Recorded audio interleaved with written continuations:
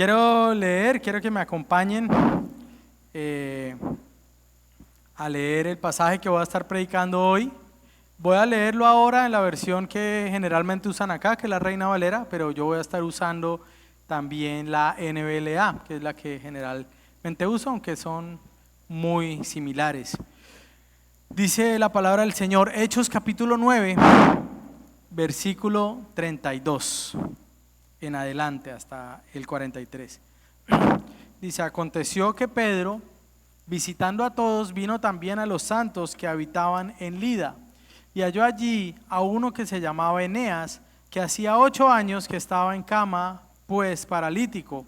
Y le dijo Pedro, Eneas, Jesucristo te sana, levántate y haz tu cama. Y enseguida se levantó. Y le vieron todos los que estaban en Lida y en Sarón, los cuales se convirtieron al Señor. Había entonces en Jope una discípula llamada Tabita, que traducido quiere decir Dorcas. Esta abundaba en buenas obras y en limosnas que hacía. Y aconteció que en aquellos días se enfermó y murió. Después de lavada le pusieron una sala, y como Lida estaba cerca de Jope, los discípulos, oyendo que Pedro estaba allí, le enviaron 2 hombres a rogarle, no tardes en venir a nosotros. Levantándose entonces Pedro fue con ellos, y cuando llegó le llevaron a la sala donde lo rodearon todas las viudas, llorando y mostrando las túnicas y los vestidos que Dorcas hacía cuando estaba con ellas. Entonces, sacando a todos, Pedro se puso de rodillas y oró. Volviéndose al cuerpo dijo, Tabita, levántate. Y ella abrió los ojos, y al ver a Pedro se incorporó. Y él, dándole la mano, la levantó. Entonces, llamando a los santos y a las viudas, la presentó viva. Esto fue notorio en toda Jope, y muchos creyeron en el Señor. Y aconteció que se quedó muchos días en Jope, en casa de un cierto Simón, curtidor. Esta, mis hermanos, es la palabra del Señor. Padre, gracias por tu misericordia. Te ruego tengas a bien usarme para la gloria de tu nombre, para la edificación de mis hermanos. Mientras te ruego también por nuestra iglesia en Bogotá, y que tú ayudes y bendigas al pastor Daniel en la predicación. Señor, te damos muchas gracias en Cristo Jesús. Amén y amén. He titulado mi mensaje en esta mañana, En manos de aquel que derrota la muerte. Sé que han estado en una serie que se llama En manos de Dios, ¿no? Así que hoy quiero recordarles también que estamos en manos de aquel que derrota a la muerte. Ahora, uno de los momentos más difíciles que tal vez los hombres atravesamos es cuando de cierta forma nos encontramos o sentimos que estamos frente a la muerte. Ahora, tal vez usted está terminando un año en el que tuvo que experimentar esto, ya sea por recibir un diagnóstico que parece que lo está acercando más rápidamente de lo que usted pensaba a estar frente a la muerte, o tal vez algún ser querido que partió ya de este mundo, tal vez frente a un féretro, ¿no? En un velorio. Todos hemos estado allí, ¿cierto? La mayoría de nosotros creo que hemos estado en un velorio frente a un féretro, y en ese momento, aunque a veces no podemos decir nada, aunque a veces tal vez pensamos que las palabras sobran, nuestros pensamientos están andando. Tal vez algunos pueden pensar en esta situación que hay más allá. ¿Dónde estará esta persona cuyo cuerpo ahora está casi sin vida? Otros tal vez pueden llegar a estar frente a la muerte y decir, ¿por qué Dios, si es bueno, permitió que esta persona se fuera? Tal vez otros son más osados y más filosóficos y se preguntan frente a esta situación, ¿quién puede remediar esto? ¿Quién puede remediar la muerte? Ahora, el libro de Hechos de los Apóstoles y la Escritura en su plenitud responde con claridad ante estas inquietudes y nos dice, sí, hay uno que venció a la muerte, su nombre es Jesucristo. Y hoy veremos cómo ese mismo poder no solo levantó un cuerpo inerte, sino también de alguna forma levantó al pueblo de Dios que lo presenció, animando a los creyentes, pero también convirtiendo a los que no eran creyentes. Ahora, mi mensaje, mis hermanos, y aquello con lo que anhelo que quedemos en nuestro corazón ahora, mientras esperamos unos días a que este año termine de consumirse, es que nosotros estamos en manos de aquel cuyo poder anima a su pueblo y convierte también a los hombres. Y lo que vemos acá en este pasaje son dos escenas similares, pero no iguales, ¿no? La primera escena es los versos 32 al 35, que nos muestra algunas conversiones en Lida. Ahora, recordemos un poco lo que estaba pasando. Hechos capítulo 9 es uno de los pasajes más importantes de toda la Biblia, porque nos narra la conversión de Pablo. Recordemos, Saulo de Tarso era perseguidor de la iglesia, estaba asesinando cristianos, estaba llevándolos a la cárcel, y este Saulo, en camino a Damasco para apresar más cristianos, se convierte al Señor. El Señor aparece, dice el relato, que era una luz más fuerte incluso que la del sol. Pablo queda entonces ciego por algunos días y después viene Ananías y ora por él y caen de él escamas. Entonces Pablo, ya de perseguidor, se convierte a predicador del evangelio.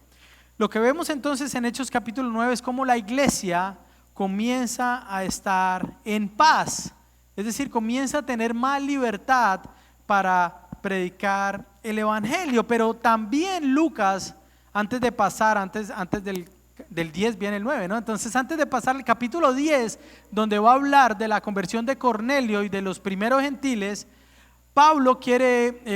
Lucas quiere regresar de la conversión de Pablo a hablar un poco con lo que estaba pasando en la vida del apóstol Pedro. Estos dos son los dos personajes más importantes del libro de Hechos, después del personaje más importante, que es el Espíritu Santo. De hecho, algunos dicen que este libro debería llamarse Hechos del Espíritu Santo, ¿no?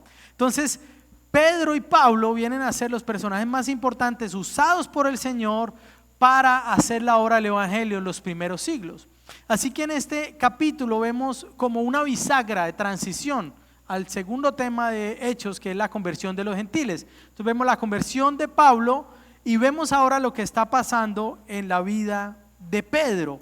Ahora, ¿qué está pasando en la iglesia en ese momento? Nosotros vemos que Lucas nos registra que los apóstoles estaban viajando por todas las regiones, y es en ese momento donde Pedro, que estaba viajando por varias regiones, visita esta región que se llamaba Lida, ¿no? Ahora, los apóstoles estaban empezando a salir de Jerusalén. Recordemos que Pentecostés sucede en Jerusalén, cuando estaban celebrando la fiesta de los primeros frutos, ¿no? Entonces, es allí donde la iglesia recibe el Espíritu Santo. En Hechos capítulo 2, de una manera especial, se conforma la iglesia como la conocemos hoy, ¿no? Y se nos dice que perseveraban en la doctrina apostólica, en el partimiento del pan, en la comunión, ¿no? Y en las oraciones. Entonces vemos que esta iglesia comienza a formarse, pero luego de eso, recordemos que comienza también la persecución de la iglesia. Lo primero que pasa es que hacen un milagro a un cojo, después a un cojo de nacimiento que estaba en el templo. Pedro y Juan le dicen: en el nombre del Señor Jesucristo, de lo que tenemos te damos, levántate, ¿no? Y empiezan a perseguir también a la iglesia. Vemos que la persecución viene a ser tanta que incluso asesinan a uno de los diáconos que se habían escogido en Hechos capítulo 6. Es decir, asesinan a Esteban, que es el primer mártir de la iglesia. Pero en medio de esto que parece nefasto, y creo que si asesinaran a uno de nuestros miembros por predicar el evangelio sería terrible, pero en medio de lo terrible que fue el asesinato de Esteban, lo que empieza a suceder con la iglesia es que se esparce. Es decir, todos empiezan a ir por todo lugar, pero no están huyendo solamente o necesariamente, sino que realmente están dando avance al evangelio. Es decir, a donde ellos van, predican.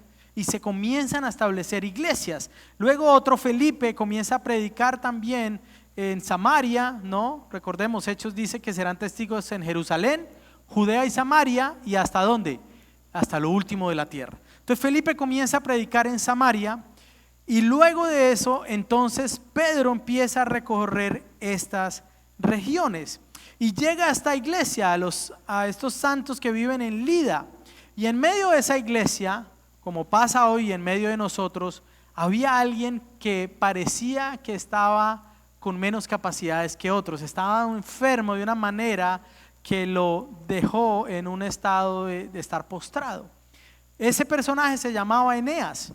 Llevaba 8 años en esa condición, que estaba postrado en cama, estaba lisiado, y en esta condición tal vez hoy las personas que están en silla de ruedas o que tienen esa dificultad de movilidad tienen muchas más capacidades, pero estar lisiado de sus pies en el siglo I era condenar a una persona a estar en la clase social más baja.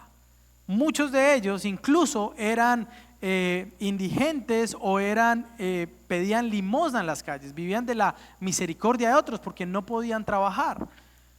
Esa era un poco la situación de Eneas. Pero lo que vemos es que cuando Pedro llega a esta iglesia y ve a Eneas, lo que él le dice es: levántate, Jesucristo te sana.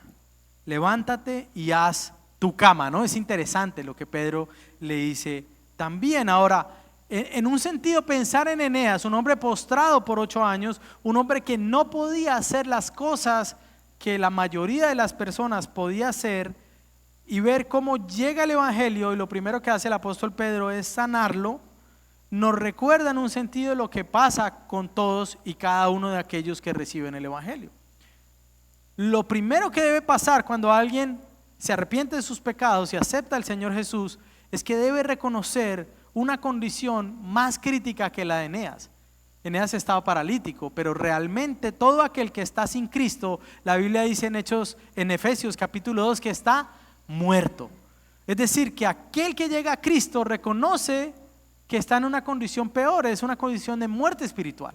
Y al igual que Eneas, el Señor nos dice a nosotros: levántate, es decir, el Señor nos da vida para que nosotros nuevamente podamos caminar así como en la vida de Eneas. Los hombres sin Cristo, mis hermanos, son incapaces de vivir vidas para Dios. El problema es que a veces las personas sin Cristo, y lo digo porque yo también estuve sin Cristo, creen que son capaces de tener vida separados de Él, ¿no? ¿Han encontrado personas que usted les predica el evangelio y dicen: no, ¿sabes qué? Yo no necesito eso, yo estoy bien. Tengo todo lo que necesito, es más, tengo más, puedo ser bueno con otras personas. Pero el asunto es que lo que enseña la Biblia es que los hombres sin Cristo están en una condición aún más difícil de la condición de Eneas. Entonces vemos en el verso 35 el resultado del milagro, y es que muchos se convierten al Señor. Dice: todos los que vivían en Lida y en Sarón lo vieron y se convirtieron al Señor. Ahora, lo que Hechos nos muestra también es que hay un patrón. Cuando Pedro predica el evangelio, hay un patrón. Cuando hace señales, no solo es una señal de un milagro, sino que realmente venía acompañada con un mensaje del evangelio. Algunas veces las personas piensan equivocadamente que los apóstoles eran una especie de milagreros, ¿no? Que donde iban, ¿no? Y como se lee que aún la sombra de Pedro sanaba y demás, que eran simplemente personas que hacían cosas extraordinarias. Pero principalmente los apóstoles eran predicadores del evangelio. De hecho, cuando usted lee Hechos de los Apóstoles, 1 de cada 2 palabras del libro de Hechos son sermones de Pedro o de Pablo o de Esteban o de algún otro de los discípulos del Señor. Entonces, principalmente lo que estaba pasando en el libro de Hechos es que la predicación del evangelio avanzaba, solamente que las señales estaban ocurriendo para validar el mensaje que se estaba dando. Es decir, los apóstoles de Cristo, como Pedro y como Pablo, hicieron señales como una demostración de que ellos eran enviados directos de Jesús. Ahora, nosotros en un sentido somos discípulos y somos enviados por el Señor, pero la autoridad que tenemos los cristianos no es la misma que tuvieron los apóstoles del Señor, los 12, porque ellos iban comisionados por Cristo y lo representaban a Él de manera directa. Es decir, por eso la Biblia que tenemos, el Nuevo Testamento, son las palabras de estos hombres autorizados por el Señor. Así que el milagro entonces genera 2 cosas. Por un lado, trae ánimo a la iglesia, ¿no? al ver la obra que se hace en Eneas, pero también hay conversión de nuevos creyentes. Se nos dice que los que vivían en esa zona se convirtieron al Señor. Ahora, mis hermanos, yo quiero hacerles una invitación cuando leemos esto, y es que debemos ver la obra milagrosa de Dios en medio de nosotros como un medio para un fin y no como un fin en sí mismo. Dios sigue haciendo cosas maravillosas en medio de la iglesia, pero no es un fin en sí mismo las cosas que Dios hace, sino que es un medio para que las personas conozcan al Señor. Los milagros entonces también no solo daban la autoridad a los apóstoles, sino que anunciaban ciertas verdades del evangelio. Entonces lo que sucede es que cuando Cristo sana, o en este caso Pedro en el nombre de Jesús, no solo restaura el cuerpo, sino que está anunciando una verdad que trasciende el milagro. Y esa verdad es que habrá un día, escúcheme bien, y esto es una buena noticia, y es que habrá un día donde toda enfermedad desaparecerá para siempre. Habrá un día donde la enfermedad será simplemente, dice la Biblia, un recuerdo. Pero lo más glorioso de ese momento, cuando esto se cumpla, no será en que la enfermedad ha sido un recuerdo, incluso la muerte. Lo más glorioso de ese momento es que dice la Biblia que Cristo estará en medio de nosotros. Eso es lo más glorioso. Así que las conversiones en medio nuestro deben verse como milagros maravillosos, demostraciones del poder de Dios en medio de la iglesia. Ahora, ¿sabe? El milagro más poderoso que pasa en nuestras iglesias hoy día es que los hombres cobren vida. Las conversiones en medio de nosotros. Algunas veces las personas escuchan el nombre Iglesia Bautista, ¿no? Y lo primero que piensan equivocadamente es, no creen en el Espíritu Santo, ¿no? O lo tienen como en bajito, ¿no? Al Espíritu. Pero eso no sabe uno si llorar o ir a la guerra cuando uno escucha estas cosas, ¿no? Porque realmente lo que creemos es que el Espíritu Santo se mueve en medio de nosotros. De hecho, si no creyéramos eso, nadie predicaría desde los púlpitos. Creemos en un poder tan glorioso y tan maravilloso que nos paramos acá con debilidad a abrir la palabra del Señor, confiando en que por la obra del Espíritu Santo, los que el Señor quiera que nos escuchen y estén muertos en delitos y pecados, vivirán. Es decir, en un sentido, nosotros podríamos decir no solo que creemos en el poder del Espíritu Santo, sino que somos iglesias que vivimos en el poder del Espíritu Santo. La razón por la que perseveremos, una de las cosas que me gusta cuando puedo visitar una iglesia hermana y luego vuelvo al tiempo, es que veo caras que siguen allí. Aún a pesar de que el tiempo pase, allí están. Tal vez externamente empezamos a cambiar, pero la Biblia dice en 2 Corintios capítulo 4 que aunque el hombre exterior se deteriora, el interior realmente se está ¿qué?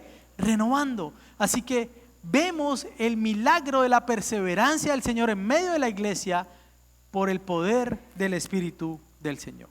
Amén. ¿Qué debería hacer esto nosotros? Debería alegrarnos.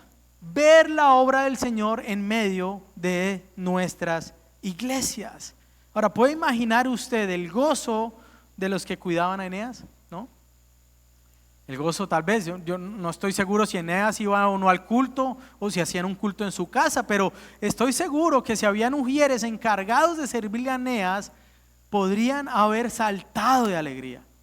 Ojo, no porque ya no tuvieran que hacer ciertas labores para ayudarlo, sino porque entendían que ese milagro de que este hombre pudiera caminar estaba trayendo una transformación mucho mayor que la sanidad física. Ahora la pregunta es si usted se alegra de la misma manera cuando ve que Dios obra en medio de la iglesia. ¿Se alegra usted de igual manera? A veces parece que invitamos personas a la iglesia como que en el fondo del corazón queremos que no pase nada, ¿no? Pero cuando pasa algo como que quedamos extrañados, ¿no? Pero este era mi vecino incrédulo y ahora ¿qué voy a hacer? Bueno, gózate porque ahora es tu hermano en el Señor, ¿no? Debemos alegrarnos por la obra que el Señor hace en medio de nuestra iglesia, pero también, mis amados, debemos orar por aquellos que están afligidos o abatidos por alguna situación, para que puedan ser bendecidos por Cristo.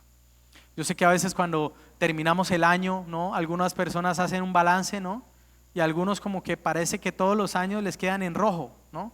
Y no estoy hablando económicamente hablando, parece que algunas veces nuestros años salen en rojo emocionalmente, en las relaciones, en la vida de fe, en muchas cosas, pero realmente debemos ver que estamos en manos de este tipo de Dios y darle gracias al Señor por lo que está haciendo en medio de la iglesia, pero también por lo que el Señor está haciendo en medio de los que están en aflicción, y pedir al Señor que podamos orar por ellos.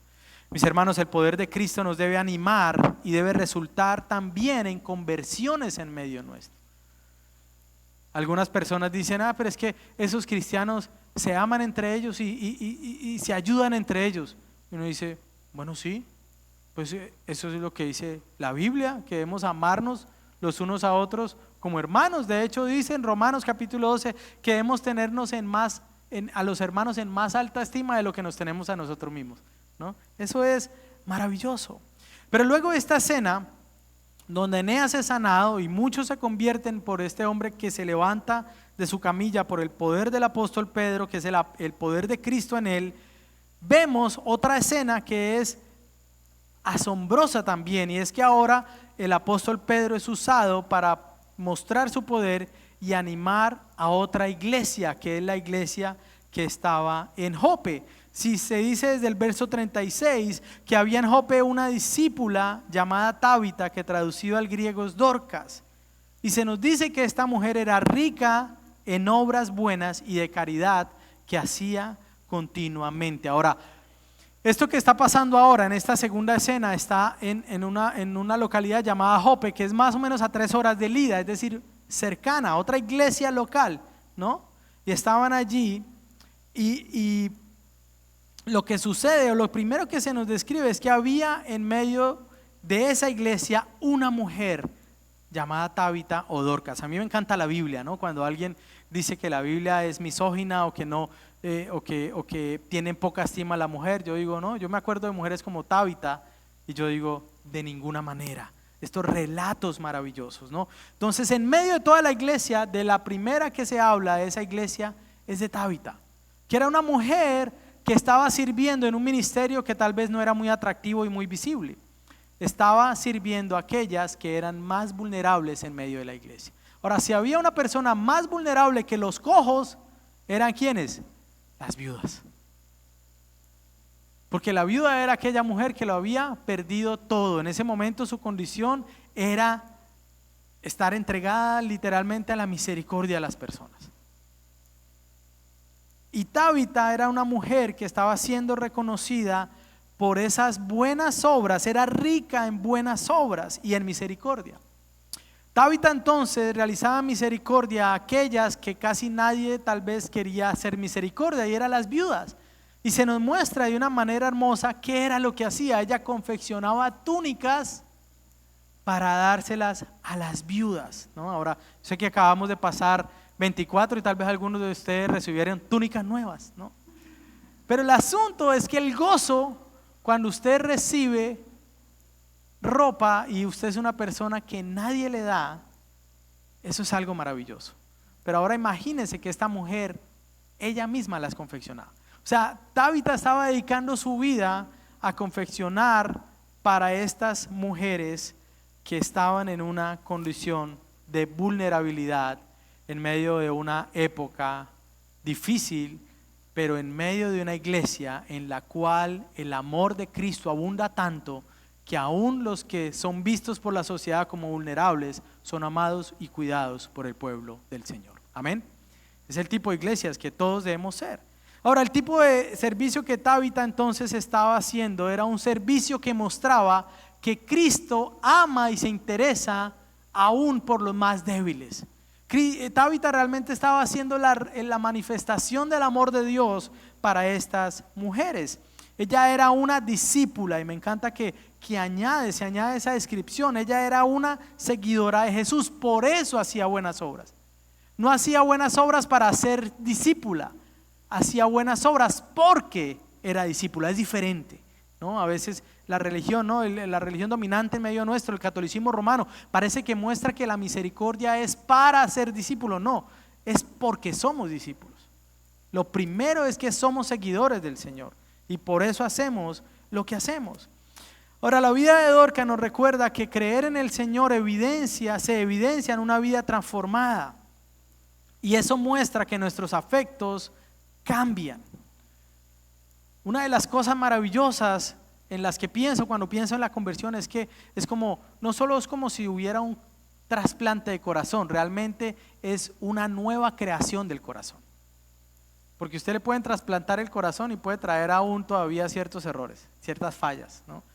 Pero Él nos pone un corazón nuevo que pueda amar lo que debe ser amado y que pueda aborrecer lo que debe ser aborrecido. Un comentarista llamado James Montgomery Boyce, un pastor, decía alguna vez: sí, el cristianismo llama a las personas a alejarse del pecado y responder a Jesucristo con fe salvadora, pero si lo han hecho, entonces también los llama a servir a los demás. Cierro comillas. Mis hermanos, ser cristiano debe ser sinónimo de servicio a otros, ¿no? Debe ser sinónimo. Es que no hay otra forma en la que podamos vivir la vida de fe sino sirviendo a otros. Ahora, Tabita, el asunto con Tabita es que se enferma y también muere. Y los hermanos de Jope entonces lavan su cuerpo y la ponen en el aposento alto, o dice en la Valera, en un salón, ¿no? Ahora, hay un par de preguntas que surgen que debemos hacernos para comprender lo que está pasando. Tal vez hoy día para nosotros sea lo normal, ¿no? Alguien muere, sí, lo llevan al lugar donde hacen la velación y estos lo organizan, ¿no? Lo lavan, lo maquillan y demás. Sin embargo, la costumbre de ese momento no era esa. Lo que pasaba con las personas que fallecían era que inmediatamente ungían el cuerpo y los enterraban inmediatamente, ¿no? Eso fue lo que hicieron con el Señor Jesús. Eso fue lo que pasó con Ananías y Zafira, ¿no? ¿Recuerdan? Cuando estos hombres tratan de engañar al Señor y mueren, inmediatamente se los llevan y son puestos en el lugar donde iban a ser, en la caverna o en el lugar donde eran depositados. Ahora, la iglesia no hace esto. Lo que se nos dice en el relato es que ellos lavan a Tabita o a Dorcas y la ponen en este aposento alto, pero no solo la ponen allí, sino que hacen, envían a 2, ¿no?, de sus muchachos en búsqueda de ¿quién? De Pedro. Dicen: escuchamos lo que hizo con Eneas, está en Lida, vamos a buscar al apóstol Pedro. Y mandan a 2 muchachos con premura, ¿no? Con premura. Dice: como Lida estaba cerca de Jope, los discípulos, al oír que Pedro estaba allí, verso 38, es decir, ellos sabían que Pedro estaba allí, y si sabían que estaba allí, también sabía qué estaba pasando a través de Pedro. Dice: le enviaron 2 hombres rogándole: no tarde usted en venir a nosotros. Había premura en esta iglesia. Había premura en esta iglesia de que Pedro viniera. Ahora, ¿por qué el afán? ¿No? El milagro que pasa nos responde por qué el afán, y nos responde por qué ellos no la enterraron, sino que la lavaron y la pusieron en un aposento alto. Mis amados, los hermanos de Jope creyeron en que Tabita podía resucitar por el poder del Señor. Y de hecho, a causa del gran amor que tenían por Tabita y de su servicio en medio de la iglesia, querían tenerla un poco más de tiempo en medio de ellos. Ellos decían: no, el Señor puede hacer algo acá. Y nosotros anhelamos que el Señor le prolongue más su vida para que ella pueda seguir sirviendo a estas mujeres.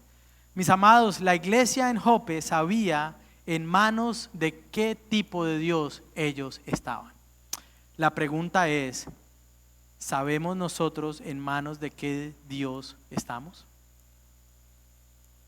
Tal vez usted diga: pastor, pero es que este año ha sido difícil. Sí, tal vez, y tal vez no solo para usted, créame, pero Dios nos ha sostenido y Dios seguirá siendo fiel. Estamos en manos de ese tipo de Dios en el cual podemos confiar aún más allá de la muerte, porque para nosotros, amados, la muerte no es el final.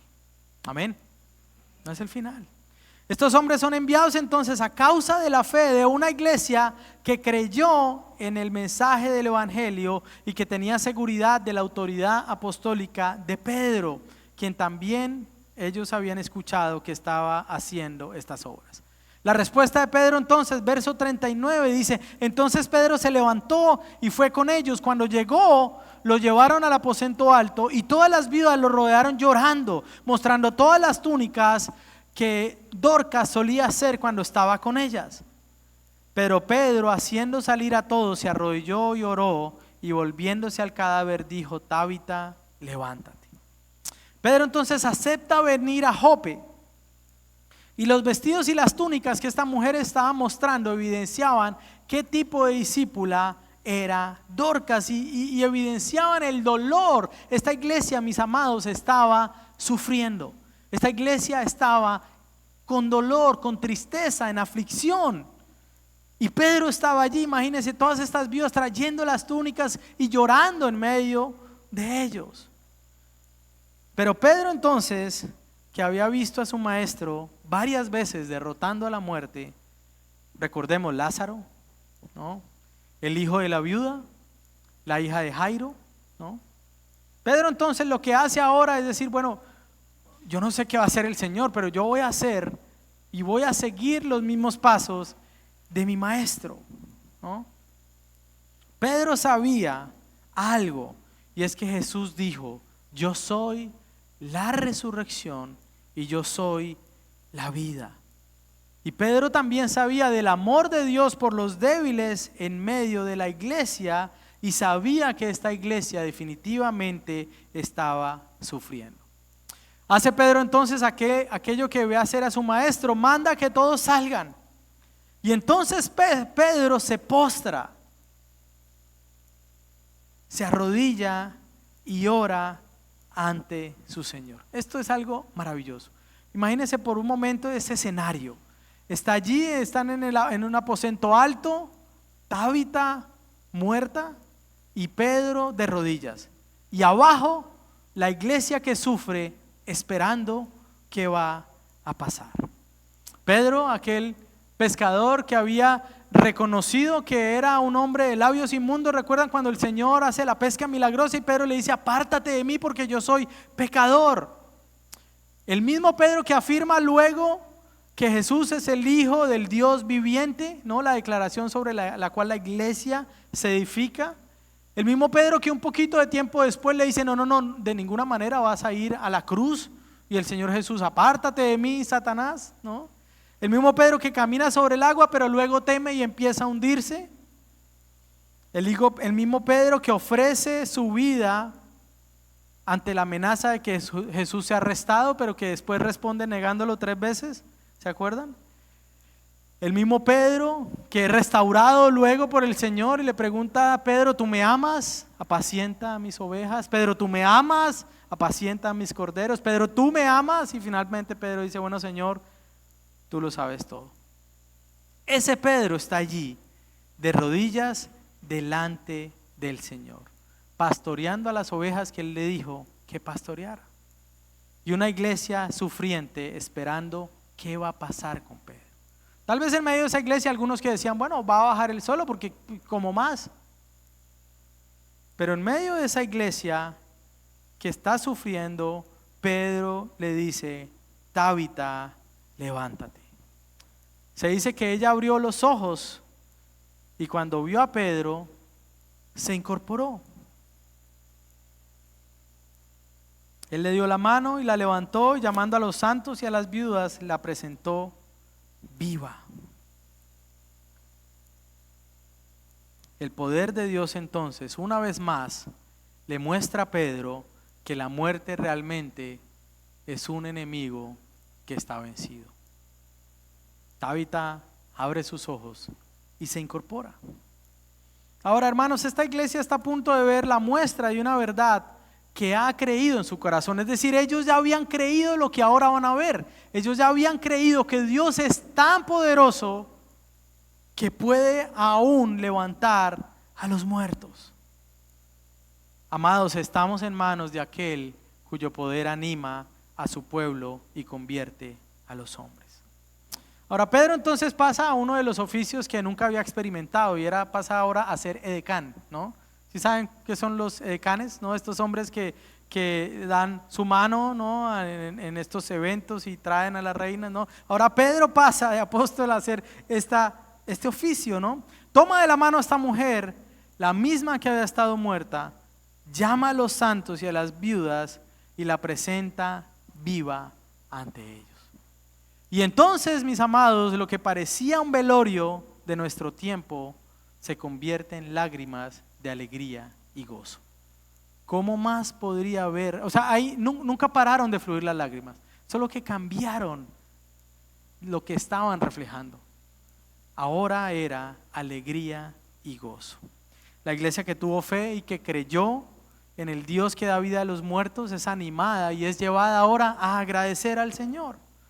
Ahora Lucas nos dice algo que no nos asombra, y es que el milagro fue conocido en Jope y el resultado es algo que también es la obra del poder del Señor, el poder de la resurrección y la vida, y es que estos hombres creen en el Señor.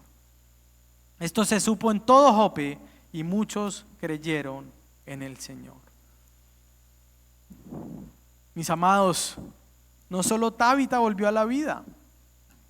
Aquellos que estaban muertos en sus delitos y pecados en esa región también vivieron. Muchos otros son traídos a la vida en aquel día en toda la región. El evangelio entonces, el dulce aroma del perfume del Señor se derrama y sigue inundando aquel lugar. Un evangelio centrado en un Dios misericordioso y amoroso que envió a su Hijo a morir por la salvación de sus santos. Este evangelio es creído y sigue avanzando.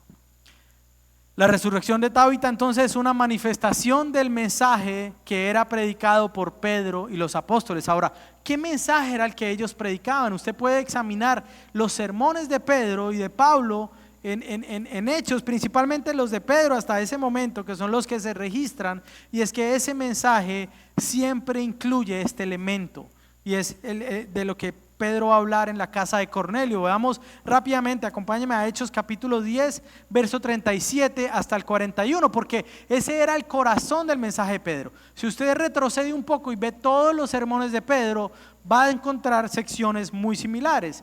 Hechos capítulo 10, verso 37, cuando Pedro está predicando de Cornelio, dice: ustedes saben lo que ocurrió en toda Judea, comenzando desde Galilea, después del bautismo que Juan predicó, cómo Dios ungió a Jesús de Nazaret con el Espíritu Santo y con poder, el cual anduvo haciendo bien y sanando a todos los oprimidos por el diablo, porque Dios estaba con él.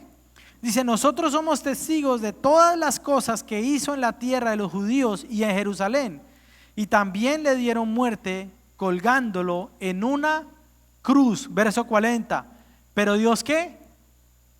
Lo resucitó al tercer día e hizo que se manifestara, no a todo el pueblo, sino a los testigos que fueron escogidos de antemano por Dios, es decir, a nosotros que comimos y bebimos con él después que resucitó de los muertos.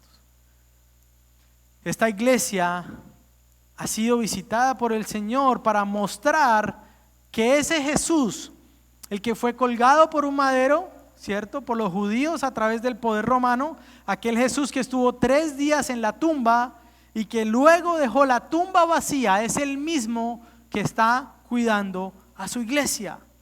El Señor está mostrando que la muerte fue vencida.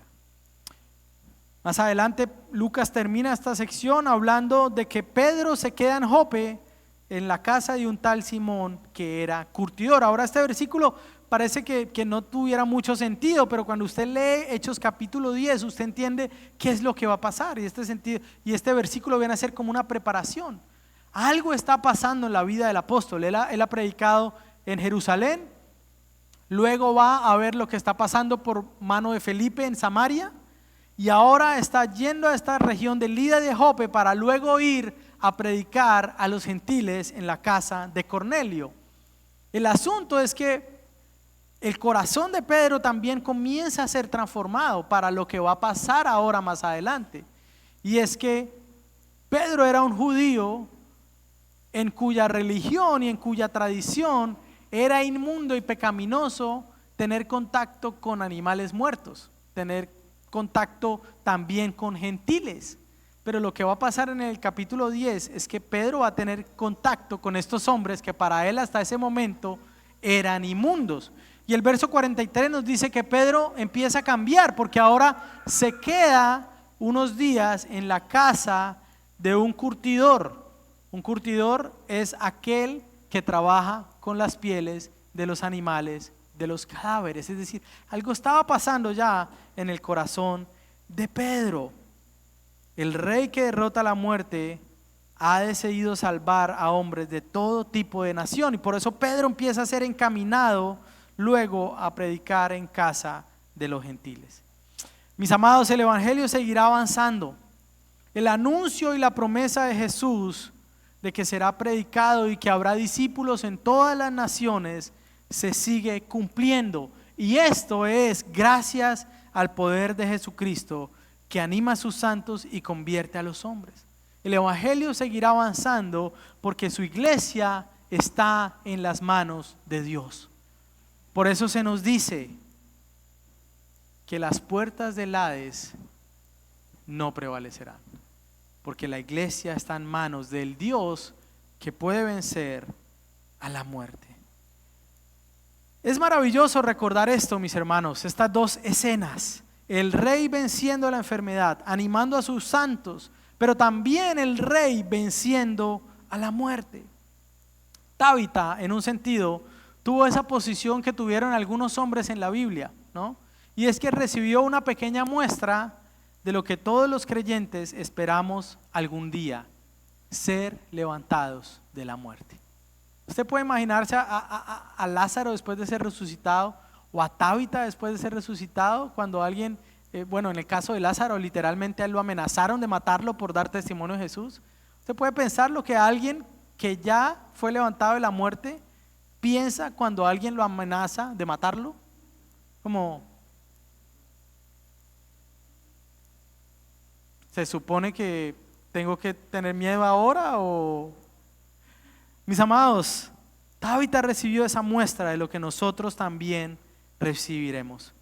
Fue presentada viva por Pedro ante los santos, pero luego Tabita también volvió a morir y está esperando el día en que será presentada una vez más, ahora no por Pedro, sino por nuestro Salvador. En aquel día, mis amados, cuando Él regrese, todos los sepulcros quedarán vacíos. La muerte va a ser derrotada una vez más y para siempre. Nuestro Rey tomará todas nuestras manos y nos presentará a todos nosotros con vida para no morir jamás.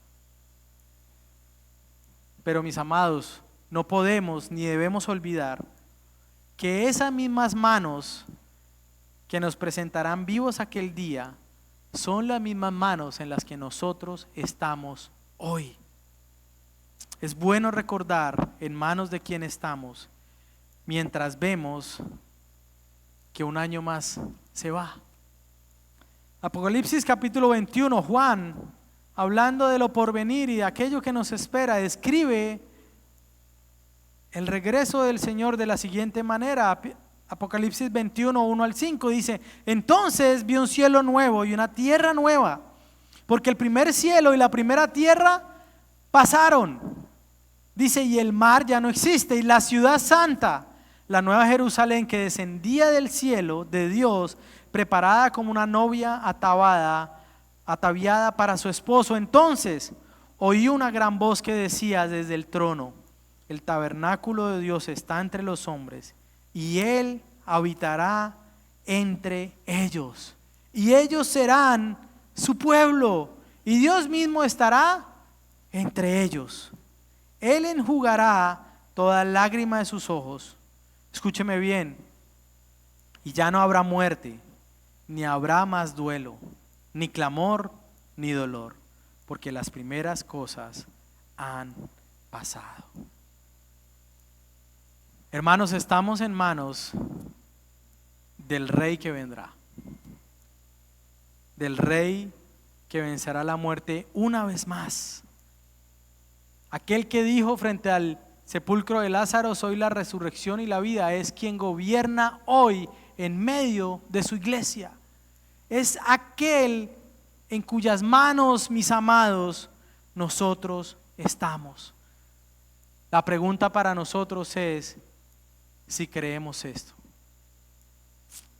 Si creemos que estamos en esas manos, mis amados, estamos en manos de aquel que derrotó a la muerte y al pecado. Su poder nos anima hoy mientras sigue convirtiendo a los hombres. El Señor nos bendiga.